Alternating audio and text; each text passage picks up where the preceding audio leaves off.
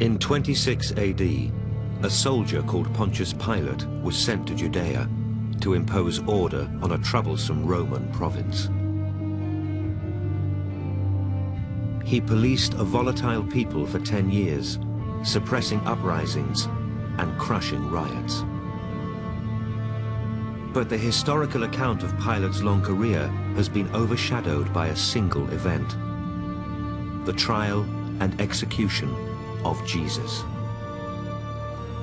According to the Gospels, Pilate condemned Jesus on the accusation of the Jews and then washed his hands of the whole affair. But this version of the trial ignores the realities of Roman rule in Judea, turning a blind eye to Pilate's own motives for disposing of Jesus. Does the gospel truth miscast Pilate as a weak ruler? In Greek and Roman sources, Pilate comes across quite differently. He's brutal, he's tough, he's efficient. He controlled a very difficult province for 10 years, a long spell as a provincial governor. He was a good Roman administrator. This is the story of Pontius Pilate, the man who killed Christ.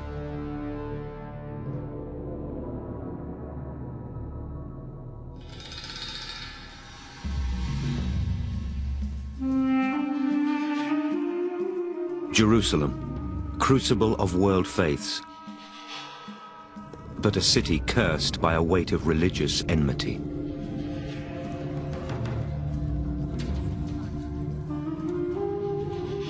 It was here, 2,000 years ago, the trial of Jesus took place, an event that still has the power to set Christian against Jew. The trial was Roman justice. A Roman prefect judged an enemy of Rome and meted out a Roman punishment: crucifixion. Yet the accepted account derived from the Gospel absolves Pilate of real blame. It's the Jews who surround Pilate's palace and coerce him to do their dirty work. "What should I do then with Jesus who is called Christ?" Pilate asked. And they answered, "Crucify him." There's been a very long tradition of the Christian church blaming the Jews, and the basis for this can be seen in the New Testament accounts of the trial of Jesus. It's the Jews who organize and manipulate the trial so that Jesus dies. The Romans are the unwilling participants who never want to see this, who would stop it if they could. This is completely spurious history. It is also the root cause of Christian anti-Semitism. The pogroms of medieval Europe, even the Holocaust itself, can be traced back to the scene in Matthew's Gospel where Pilate washes his hands. And the Jews accept upon themselves the blood guilt, a curse that has haunted them ever since.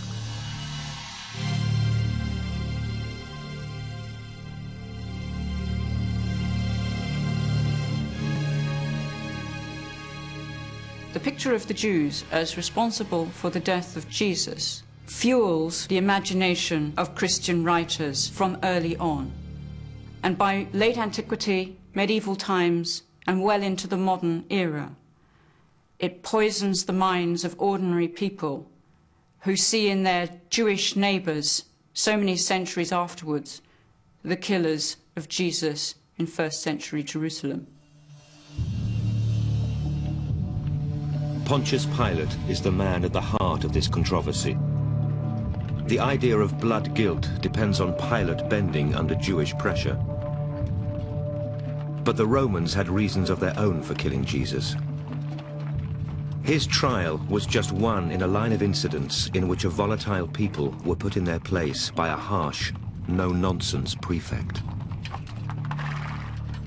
Pilate has tended to be seen as a rather weak character.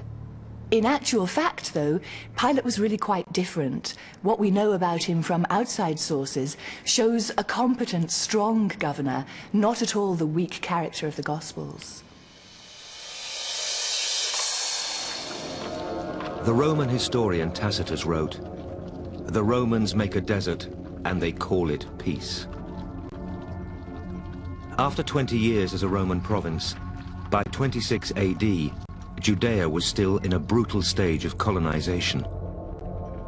Tax rebellions had plagued the lives of Pilate's predecessors. A generation later, Judea would erupt in open revolt. Pilate arrived here with the job of securing a Roman peace. Judea was a pretty important place strategically. It was on the western edge of a very unsettled area, what we would now consider the Middle East. And so the men who were sent there from Rome tended to be soldiers first and diplomats second. If you look at the other governors of Judea, if you look particularly at those who preceded Pilate, they were a pretty violent bunch. We, after all, have only 3 crucifixions to attribute to Pilate, but Governor Gratus, who went there before him, crucified 200 at least. They were quite nasty men, most of them. The very name prefect shows us that Pilate's responsibility here in Judea was primarily a military one, because prefect is a military position. And most of the people would probably have had a military background. They would have been men who'd perhaps served in the armies in Germany, perhaps, or in the East.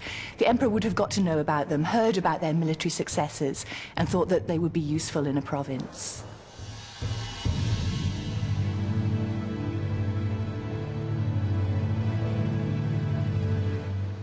These are the ruins of Caesarea, built by Herod the Great on Judea's Mediterranean coast.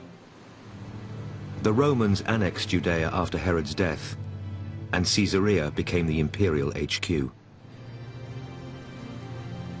It was a world of baths and temples and marble terraces, an oasis of Roman civilization in a hostile land. Pilate lived here, a world apart from the Jews he'd come to govern. He had very probably met Jews before he went to Judea. There was a Jewish ghetto in Rome. Obviously, the ordinary Romans didn't go into it much, but they knew strange things about it, that the women were kept hidden, for example, that Jews never ate pork, that they didn't work on the Sabbath, which made Romans think they were dead lazy, and that they were circumcised. Romans were pruriently interested, they were fascinated by circumcision. So when Pilate goes to Judea, suddenly all these stories are all around him, and he has to deal with these very peculiar people. He's probably laughed at them in Rome and left them alone. Now he's got to work with them somehow. There was one famous story the Romans told about the Jews. When the Roman general Pompey ransacked Jerusalem a century earlier, he stormed the Temple of Solomon and entered the Holy of Holies, looking for treasure to loot and statues to destroy, but he found nothing. Just an empty space. It begged a question: how do you conquer a people with an invisible God?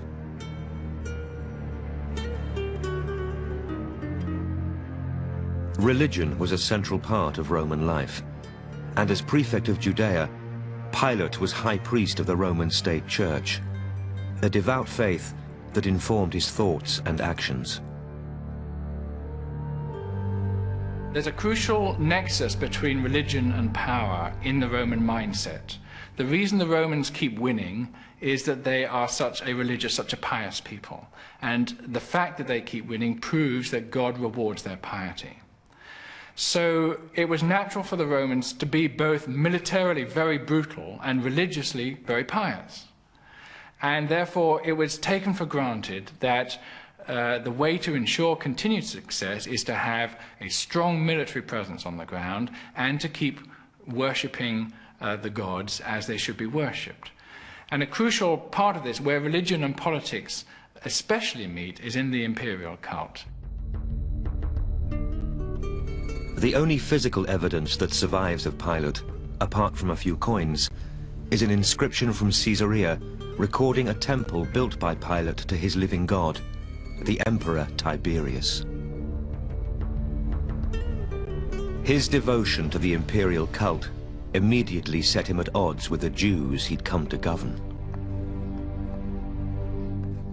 The Jewish historian Josephus writing only 40 years after the event, records what took place. He describes a very different Pontius Pilate from that of the Christian tradition. His Pilate wasn't a man to be bullied by the crowd. He sets down that Pilate's first act as prefect was to send fresh troops into Jerusalem. But the troops he chose were a provocation. Their standards carried the images of the Emperor Tiberius, flouting both the first and the second commandments. Thou shalt have no other gods before me. Thou shalt not make unto thee any graven image. The incident of the standards is a direct result of his wish to impose himself on Judea. There is a feeling in Pilate's mind that he's got to make a very strong statement right at the beginning, that he wishes to Romanize Judea, that he wishes to bring it under Rome in no uncertain terms. And to do this, the first thing he does is to take the Roman standards with the image of Tiberius on them right into Jerusalem, which had never been done before. Josephus describes the outrage caused by this insult to the law of Moses. Word spread from Jerusalem to the countryside, and a crowd of hostile Jews marched to Caesarea to protest against this assault on Jewish custom.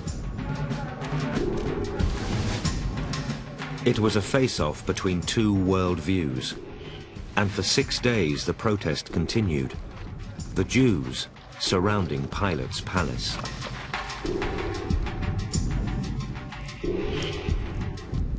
Pilate had underestimated how different Judea was from other provinces of the empire. Elsewhere, the emperor was worshipped alongside local gods, but the Jews would worship none but their own one God. For Pilate, to back down would be an insult to the emperor himself. Pilate, a soldier first, a diplomat second, staged a confrontation.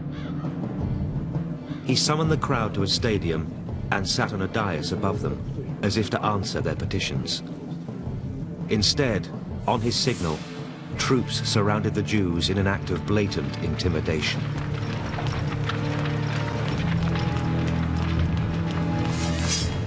If drawn swords were meant to make them break and run, the plan backfired.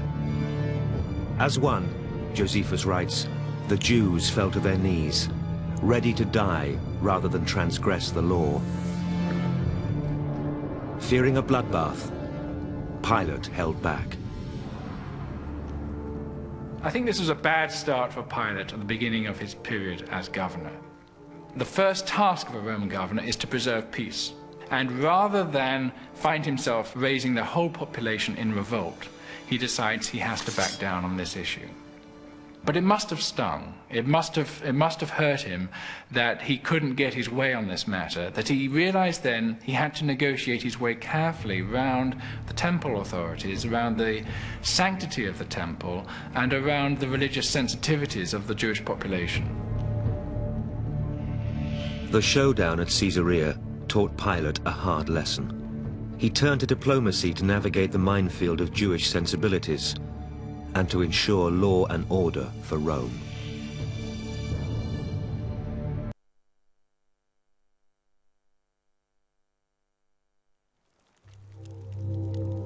In 29 AD, Judea was a nation craving liberation, fulfillment of the ancient Jewish prophecy of freedom under God's rule.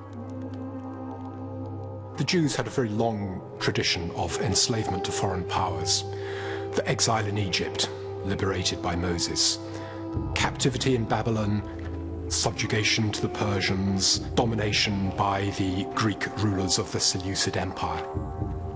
This sequence of foreign domination stimulated the Jews to believe in themselves as a special nation, to believe in the imminent arrival of a liberator, a deliverer, a Messiah, who would overthrow the foreigners and give the Jews back the land of milk and honey, which they had been promised when in Egypt. North of Judea was the Galilee, a province so seditious the very word Galilean was synonymous with troublemaker. Here a rabbi had appeared, who'd soon fall under the watchful eye of Pontius Pilate. He preached of the coming kingdom of God. He was, in his way, a revolutionary. If we mean by revolutionary someone who is specifically targeting Roman power, then I don't think Jesus is a revolutionary in that sense. If we mean by it, did Jesus expect a radical change of political circumstances? The answer, I think, is yes, because he's talking about the coming of the kingdom of God. And the coming of the kingdom of God is going to completely reorder power relations. That will affect everybody, from the Roman governor down to the lowest person in the street. The people who followed Jesus, I believe, had a number of different expectations, and some of them would have had the simple longing to be cured as soon as it could be seen that he cured people. Some were following him as a persuasive speaker, and I think others clearly wanted political deliverance from this man, even though he was a mere man and had no army with him or anything of that sort. His very eloquence persuaded them that maybe he was the man who could deliver Judea from the Romans. In the Gospels, Pilate has a bit part in Jesus' story. In the account of Josephus, it's the other way round. Jesus wasn't the first so-called Messiah. Josephus lists several men before him who'd focused Jewish hopes. A slave called Simon, Athronges the shepherd, Judas the Galilean, John the Baptist. Each had challenged the ruling elite and been disposed of, killed either by the Romans or their Herodian allies. The Galilee in Pilate's time was a client kingdom of Rome. Responsibility for keeping order there was delegated to the second son of Herod the Great, Herod Antipas. Luke records there was no love lost between Pilate and Herod, though no reasons given for the acrimony. Pilate expected Herod to deal with local troublemakers, but unlike John the Baptist, Jesus avoided Herod's grasp, leaving him free to travel into Pilate's sphere of influence. 5 times he came south to Jerusalem for the feasts, and there he was most definitely Pilate's problem.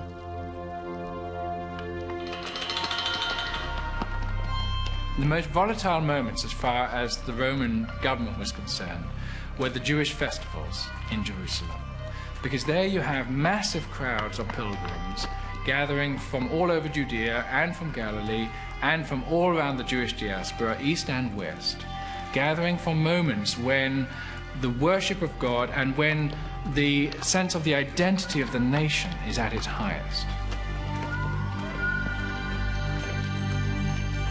Most of the Jewish festivals had historical memories of times when God acted to liberate them from pagan oppression. They looked back to the Exodus from Egypt as the time when God went and said to Pharaoh, "Israel is my people, and I'm going to do a job on you unless you let them go." And that's how it happened in the story. So, when the Jews celebrated a festival, what they were saying was, that's what God did in the past, and that's what we want him to do again right now with the particular pagans who we've got oppressing us here today. So it's not just they're all very excited, it's a religious occasion. It's they're excited because this is a religious occasion which has a sting in the tail, and Pilate had better watch out.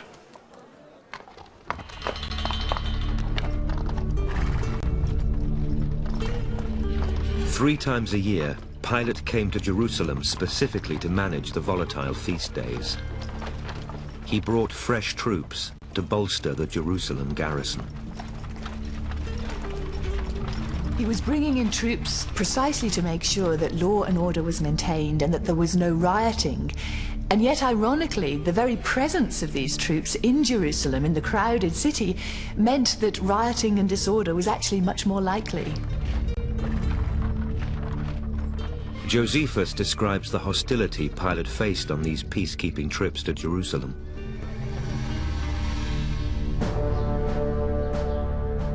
He records crowds surrounding Pilate as he entered the city, besieging him with angry clamor. Pilate needed a strategy other than force to keep the crowd at bay. He employed a proven tactic used by prefects across the empire, forging alliances with the local aristocracy, the crowd's natural leaders. In Pilate's case, that meant the temple priests. Rome had only a very small administration in any of its provinces, and Pilate actually had very few troops at his disposal. And so he would have depended to a large extent on the native authorities in Jerusalem for the day-to-day running of the country. It was the Jewish aristocrats, the high priest, Caiaphas, the chief priests generally, who would have been responsible for maintaining law and order. It was these aristocrats who were important in mediating the will of the people to the governor, and of course the will of the governor to the people. Pilate has the power ultimately to control what goes on in Jerusalem because he can hire and fire high priests. So they owe their very position as high priests to the favor of the governor. And therefore, to some extent, they're quisling figures who only remain in power so long as the superior Roman authority wants them to be there. The problem for Pilate was that the people's loyalty to the priests was under strain. Their collusion with the Romans played badly with the crowd, and this popular resentment was fed by the arrival in Jerusalem of the Galileans and their rogue Messiah, Jesus. Many of the Gospels give the impression that Jesus only went to Jerusalem for that one final Passover festival. But in fact, we know from John that Jesus went up to the festivals quite often. And this is extremely exciting because we have on the one hand the ancient sources that show this wildly unpredictable, dangerous city. On the other hand, we have the Gospels saying Jesus was there, whipping up the crowd or doing his part to make them even more excited, adding to the difficulties and tensions of the whole place.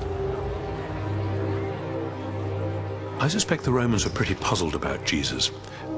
They would have had quite good records. We know that Roman governors had spy networks and they kept information on potential troublemakers. They were pretty efficient at that sort of thing.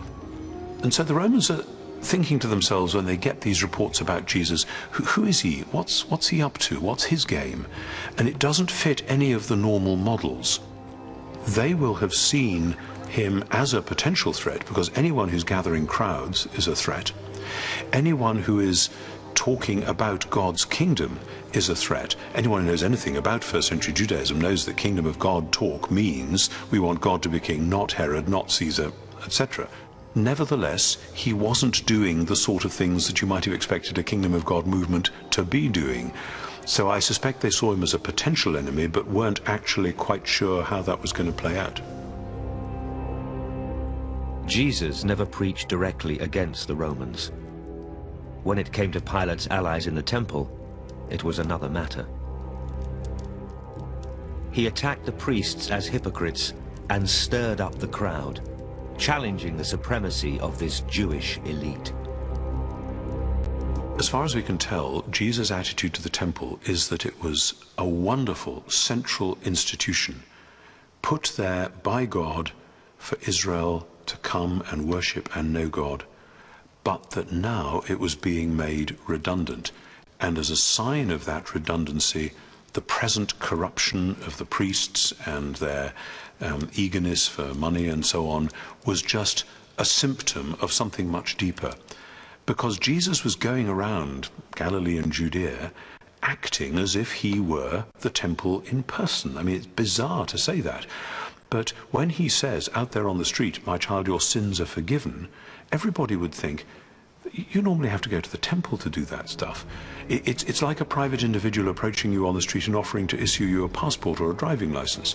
And it's not, does he think he's God? It's more, he is acting as if he is the place where and the means by which Israel's God is doing what he normally does in the temple. And that means that when he comes to Jerusalem, the place simply isn't big enough for both of them. Blasphemy! Blasphemy! Blasphemy! The Gospel of John describes a scene in which outraged priests attack Jesus for his presumption and urge the crowd to stone him. It was Pilate's job to police this kind of incident and take action against anyone who threatened the status quo.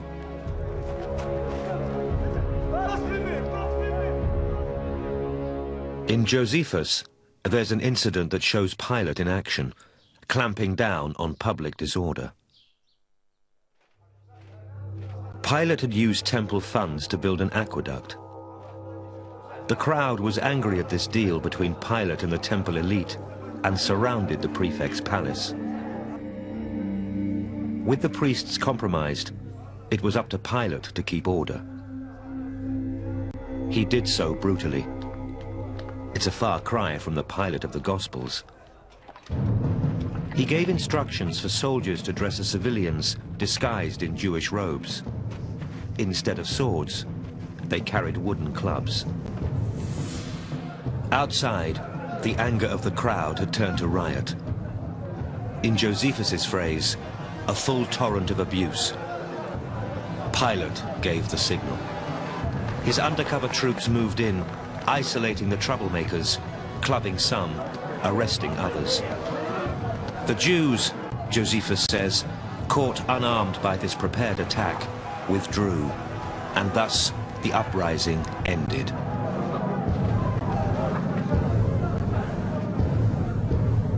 I think what you see here in this incident, compared to the earlier one with the standards, is that Pilate has learned something of a lesson. He realizes that there's no point in sending in Roman troops with their swords blazing, ready to cut down everybody who opposes him. And so what he's doing here is more a kind of a police operation. This is not the weak Pilate of the Gospels. This is a harsh, strong, no-messing governor.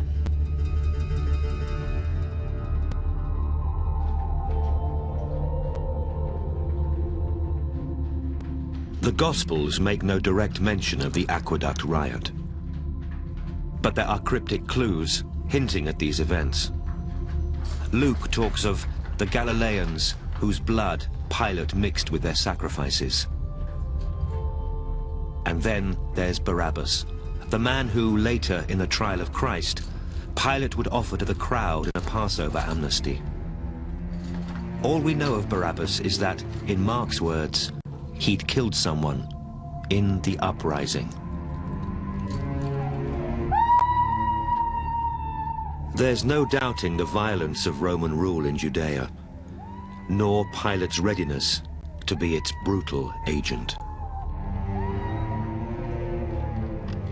Another holy festival had reached a bloody conclusion. At Passover, pilgrims would again come to Jerusalem, and Pilate would again have to exert his power. This time, the victim would be Jesus. There's only a short account of the Jesus affair in the pages of Josephus.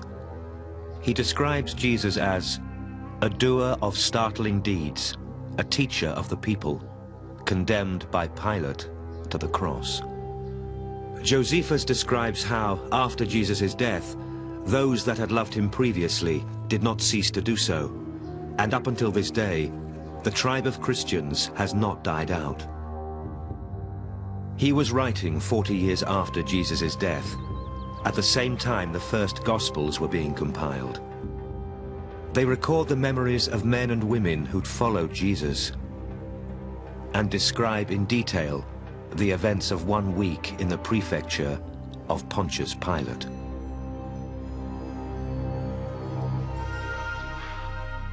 According to modern scholarship, the date was Passover, AD 30. In that week, the Rabbi Jesus made a public display of his messianic claims. His entry into Jerusalem on a donkey was loaded with symbolic meaning. The crowd understood the reference to ancient prophecies. This was how the king would come. It was a challenge to all earthly authority.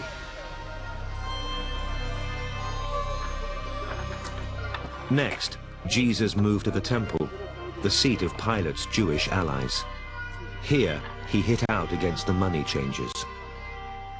These men were fulfilling a religious function, changing impure pagan coins, and by attacking them, Jesus attacked the temple itself. It is written! My house will be a house of prayer, but you have turned it into a den of robbers! This is an acted parable of judgment, of destruction. It's not a way of saying, there's too much commercialization here, we need to clean the place up. It's not a way of saying, we need to think about the meaning of the sacrificial system and do it with more integrity. It's a way of saying, this whole show is finished. If the commotion in the temple forecourt had been kept out of sight of the Romans, this might have remained a purely Jewish affair. But the Antonia fortress overlooked the temple, and for the priests, that posed a problem. They wanted their ally Pilate to deal with Jesus, but it would have to be on their terms. If word reached Pilate of this disturbance, and he reacted hastily, sending in the troops, the consequence would be disastrous. If pagan soldiers had come into the temple, that would have destroyed the whole purity system that was so vitally important to the temple, and it would have effectively made the whole feast, the whole cultic activity, null and void. To worship the one true God was the duty of the chosen people, not just for Israel, but for all mankind. Any disruption of this ancient ritual would upset the balance between God and man, and have cosmic implications. Jesus was offering an alternative path to God, and this blasphemy threatened the smooth running of the Passover. It was vital Jesus be dealt with at the earliest opportunity, but outside the temple perimeter. According to Josephus, Pilate condemned Jesus because of an accusation made by the leading men amongst us. And there's no doubt the temple aristocracy played their part in Jesus' death. But over centuries of Christian tradition, that fact has become dangerously blurred, with all Jews damned by the actions of the temple elite. What we have to remember about the Gospel accounts is that they emerge from a Jewish world. The Gospel writers were Jews. When they wrote about the bitter conflict between the followers of Jesus and those who they believed had condemned Jesus to death, they wrote as Jews in conflict with other Jews. When the Gospels were read later by people who were not Jews, who did not understand inner Jewish controversies, the Jews were read as a very alien group, very other, and the Gospel's hostility towards the Jewish authorities is read as hostility towards all Jews of all times. At some point, an agreement was reached between Pilate and the priests, and plans made for Jesus to be arrested at night, away from the temple and out of sight of the crowd. Pilate's motives are clear. Jesus was a troublemaker who undermined his temple allies and threatened the peace of the Passover. But most of all, it was the title Messiah that provoked Pilate. Messiah, the Anointed One, Jesus, the King of the Jews. It was a direct challenge. When he was crucified, there was a placard over Jesus' head saying, "The King of the Jews." That seems to have been the charge on which he was presented to Pilate, that this man is making himself out to be the King of the Jews. And that is a title that Pilate would instantly recognize as a political claim which directly challenges Pilate's own and Roman rule in the nation. Pilate perhaps saw this as an opportunity to make it as clear as possible and as public as possible that Roman rule would not tolerate anybody claiming to be the King of the Jews. That night in Gethsemane, the temple guard did not act on their own. John's Gospel records the presence of a speira of soldiers. The Greek word means cohort, 500 Roman troops. Maybe it's an exaggeration, but it fits the picture of Pilate drawn by Josephus, the military prefect determined to clamp down on civil disorder. The next day, Pilate would try Jesus and execute him under Roman law, making Jesus an example to all those who question the authority of Rome.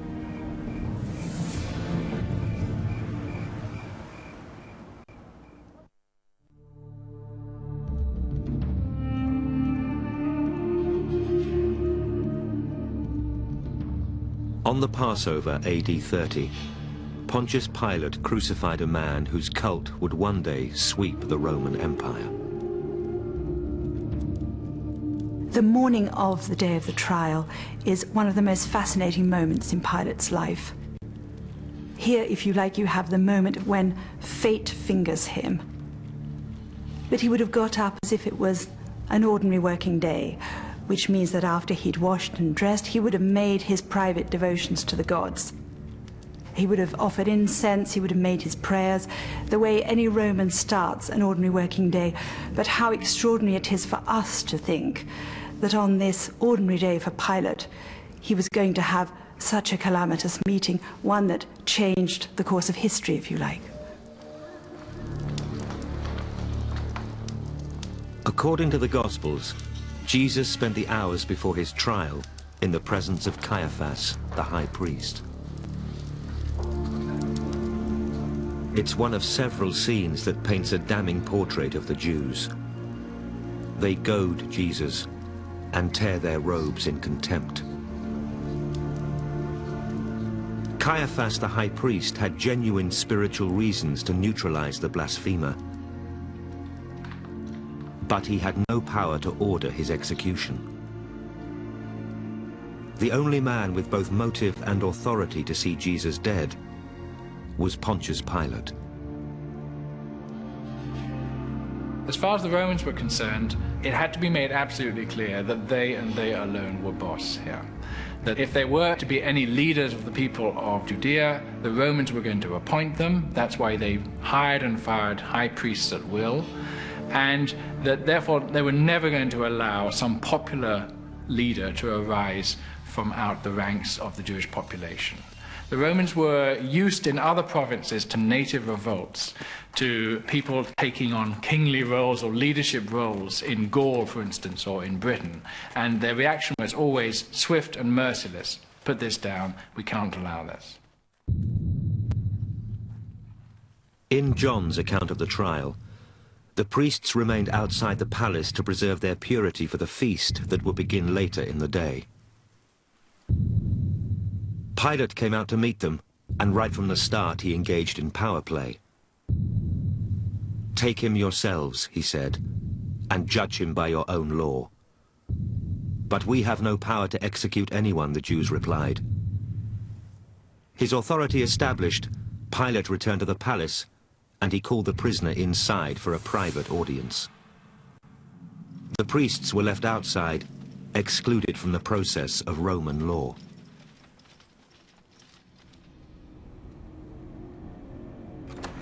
When Pilate calls Jesus to him, you have the extraordinary moment of a Roman governor and Jesus, face to face. You have the ultimate representative of Roman power, and you have this brigand, a common criminal, as far as he knew. And you have this extraordinary dialogue between them, which I think is Pinteresque, in that Pilate keeps asking questions, and Jesus doesn't answer his questions, he answers something else. You have the two worlds meeting, but they're not meeting. They're not meshing with each other. They don't understand. Do you know what they're saying about you? That you're the king of the Jews. Is it true? If I were an earthly king, my followers would have fought to prevent my arrest. My kingdom is not of this world. So you are a king? This is why I was born. This is why I came into the world. To testify to the truth. What is truth?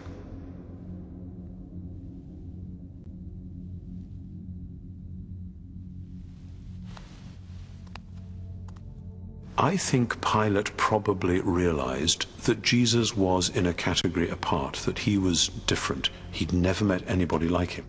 He may well have thought that Jesus was a deluded fanatic, that he was just mad. There were other mad people around who did silly things. Maybe Jesus was another one. And yet the sources imply, and of course they've been written up by Christians, that Pilate was also haunted by the clarity and the serenity and, in a measure, the silence of Jesus. We have to remind ourselves that the Roman imperial ideology was sweeping the Mediterranean world at the time. So when you find somebody who appears as a rival to Caesar, this is not just a political issue, this is also a religious issue. Jesus had emerged as a threat to the empire, a man Pilate needed to destroy. But there was also a golden opportunity here for Pilate to use Jesus as a pawn against the Jews. He returned to the priests and questioned them further. They described how Jesus had caused trouble all the way from the Galilee, at which point Pilate sent Jesus to Herod Antipas. In the Christian tradition, this episode is presented as evidence of Pilate's weakness. He is passing the buck. Alternatively, Pilate saw here a way to repair a broken relationship.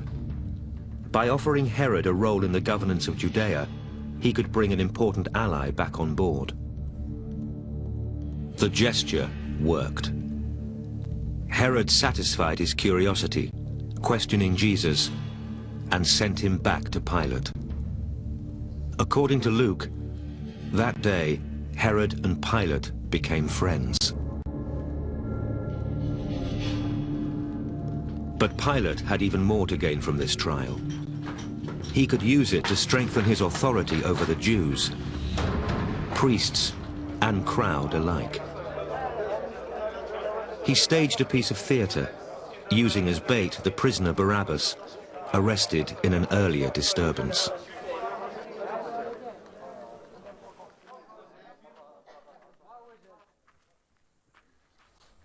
It is your custom for me to release to you one prisoner at the time of Passover. Should I release Barabbas or the King of the Jews? Barabbas! The different motives of the crowd were twisted to Pilate's advantage. The priests would call his way, as would devout Jews, swayed by the priest's opinion. Others would see in Barabbas a man worth saving, a more active freedom fighter than Jesus ever was. Pilate's masterstroke came in goading the crowd with the very idea of kingship. Was this low-born nobody their king? His contempt invited betrayal.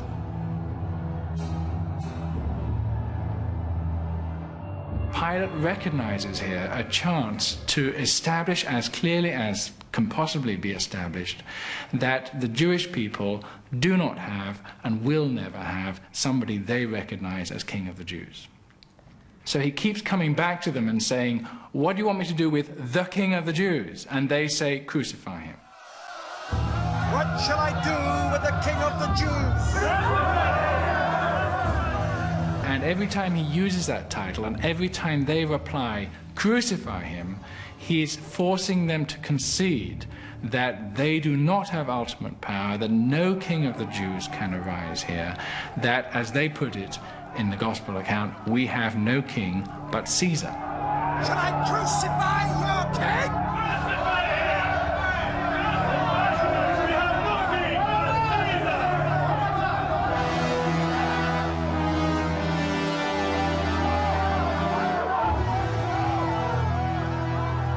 Pilate essentially has won the day. Not only has he got rid of Jesus, who was a troublemaker, and he wanted to get rid of him anyway, but he's also goaded the chief priests into this terrible declaration that they have no king but Caesar. All in all, it was a good day's work for Pilate.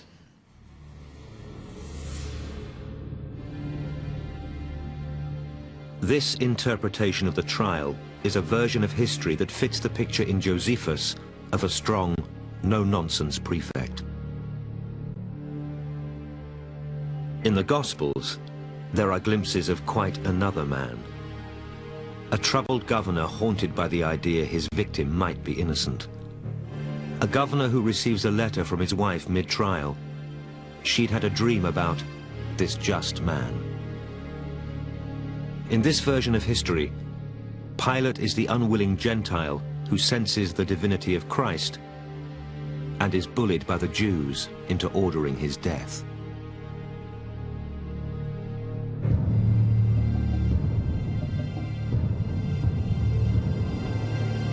The fact is, Pilate dealt with Jesus the way governors all over the empire dealt with rebels. Killing the Messiah reaffirmed the authority of Rome. Jesus wasn't the first troublemaker Pilate had dealt with, nor was he the last. 5 years after the trial of Jesus, another Messiah challenged Pilate, a prophet from Samaria this time. Josephus describes how Pilate sent in the troops. He had the prophet and all his followers slaughtered. That was what happened to those that defied Rome. Their kingly pretensions were mocked, and their bodies were butchered.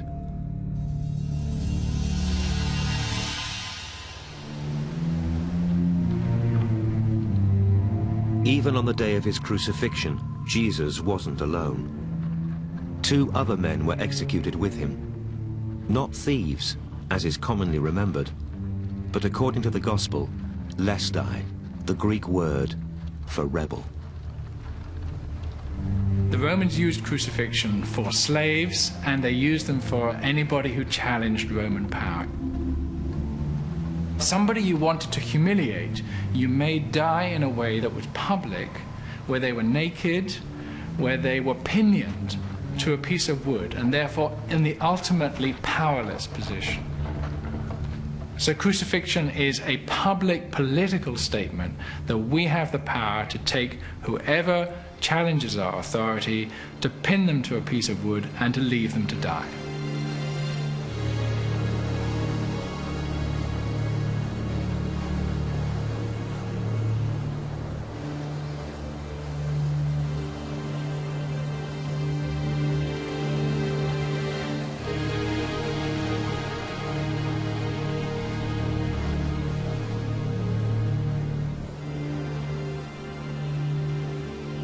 The inscription nailed to the cross was Pilate's final contemptuous gesture.